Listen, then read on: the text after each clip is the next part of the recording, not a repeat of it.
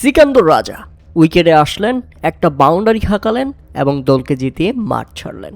তাই তো বিশ্বকাপের প্রথম ম্যাচে দুর্দান্ত 8 উইকেটের বড় জয় তুলে নিয়ে টি-20 বিশ্বকাপকে নিজেদের নাম সবার উপরে রেখে দিল জিম্বাবুয়ে। হ্যাঁ দর্শক, ওমানের বিপক্ষে নিজেদের প্রথম ম্যাচে একেবারে বোলিংয়ে ব্যাটিংয়ে চোখ ধাঁধানো জিম্বাবুয়েকে দেখা গেল।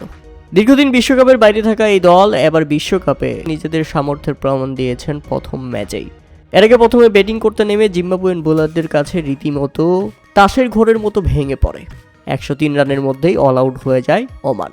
এর আগে মাত্র 27 রানের মধ্যেই 5 উইকেট হারিয়ে ফেলেছিল ওমান। মনে হচ্ছিল 50 রানের মধ্যেই অল আউট হয়ে যাবে, তবে এ যাত্রায় ওমানের ভাগ্য ভালো, শেষ পর্যন্ত তারা 103 রান করতে পেরেছিল।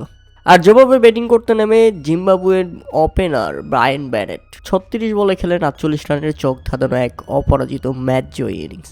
30 বলে 31 রান করে রিটায়ার্ড হার্ড হয়ে ফিরে যান ব্র্যান্ডন টেইলর। আর সিকান্দর রাজা এসে ম্যাচটাকে ফিনিশ করে ফেলেন। তাতে 8 উইকেটের বড় জয় নিয়ে জিম্বাবুয়ের বিশ্বকাপ শুরু। আর প্রথম ম্যাচেই ব্যাপকভাবে হোঁচট খেয়ে গেল ওমান।